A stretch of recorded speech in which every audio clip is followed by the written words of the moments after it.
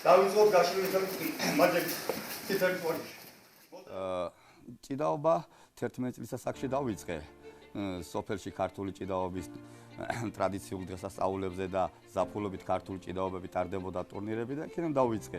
როგორც სპორტსმენი დიდ შედეგებს ვერ მივაღწიე ტრამვის გამო, ჩამოვშორდი აქტიურ სპორტს, მაგრამ შედეგად გავაგრძელე სამწნულო მუშაობა. ჩემი სიყვარულიდან გამომდინარე ქართული ჭიდაობისა, გადავწყვიტე რომ ქართული ჭიდაობის მწვნელად გამეგრძელებინა მუშაობა. სამწნულო ცხოვრება დამეწყო და უკვე 21 წელია ქართული ჭიდაობის მწვნელი ვარ. ჩემთვის ჩემი ქართული ჭიდაობა არის ყველაფერი.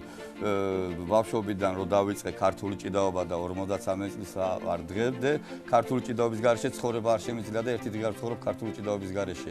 უამრავი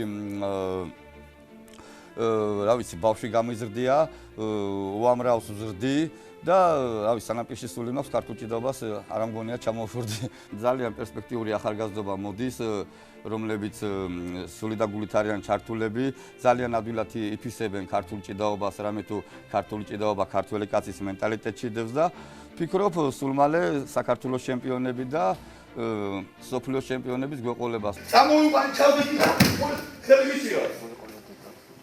ავიგეთ 2021 წლიდან შემოვიდი ქართულ ჭიდაობაზე, ძალიან კმაყოფილი ვარ მე პატამასწავლებლით, მიხარია ახლა აქ რომ მოვდივარ ყოველთვის, იმიტომ რომ როცა შემოვდივარ ტატამზე და ტატამზე რომ ჩემს ფეხს ვდგამ, ჩემი ყველა პრობლემები მიხსნება რა, ანუ ასე ვთქვათ, შვიდად ვარ.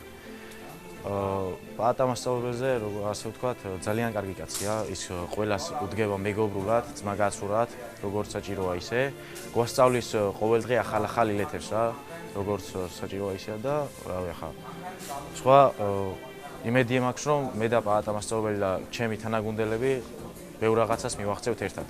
ბუნებრივია ძალიან საპასუხისმგებლოა ბავშვთან მუშაობა, ბავშვის ფსიქიკა განსხვავებულია, ინდივიდუალურია, ყველა ბავშვი ინდივიდუალური მიდგომა უნდა, ინდივიდუალურად უდგებით.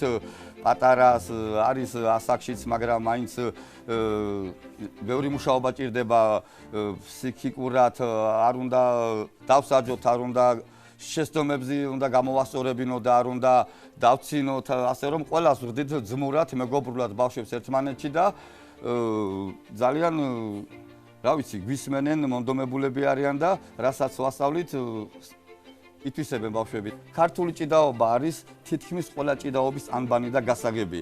მსოფლიოში 500 ჭიდაობის სახეობა არის, სხვადასხვა ქვეყნებს 2, 3, 4, 5 ჭიდაობის სახეობები აქვთ. ყველა ჭიდაობის სახეობების ფედერაციები აღიარებენ, რომ ქართული ჭიდაობა არის ყველა ჭიდაობის ანბანი და გასაგები. ქართული ჭიდაობა პირველი საუკუნიდან მოდის, ხალხური შექმნილია ქართული ჭიდაობა და არაერთი კაცი შექმნილი. საუკუნეები ვითარდებოდა და როგორც სპორტის სახეობა 1900-იან წლებში დასაწყისში ჩამოყალიბდა 1929 წელს და 28 წელს დაიწყო პირველი საქართველოს ფალავნობა და მის მერე დღემდე ყველა წელი დასტარდება საქართველოს ფალავნობები. როგორც აჭარაში, ისე საქართველოს მასშტაბით ტარდება საერთაშორისო ტურნირები ქართულ ჭიდაობაში. ჩვენი ბათუმის სპორტული ცენტრის მოჭიდავეები, სპორტსმენები იღებენ მონაწილეობას და გარკვეულ შედეგებს აღწევენ. ეხლა არის კიდევ მალე ახლო მომავალში ბათუმში ტარდება მსოფლიოს პირველობა ქართულ ჭიდაობაში, სადაც ჩვენი ორი მოსწავლე იღებს მონაწილეობას მსოფლიოს პირველობაზე. შემახალგაზრდობაში ჩვენ ჭიდაობდით ნახერხზე, მაშინ არ იყო დიდი ფუფუნება დარბაზების და საჭიდაოლეების, სხვა ფიზიკური ვარჯიშებისთვის ინვენტარი.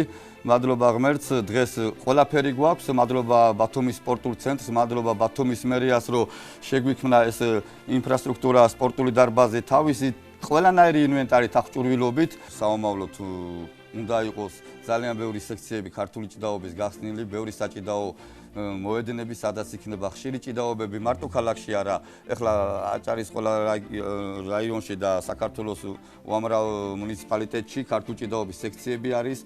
ჩემი სურვილი იქნება უფრო მეტი იყოს, უფრო მეტი ახალგაზრდობა ჩაებას ქართული ჭიდაობის ვარჯიშებში და შესაბამისად პარალელურად განვითარდეს და ამით განვითარდება ამ ქმედებით ევროპაში და მსოფლიოში ქართული ჭიდაობა.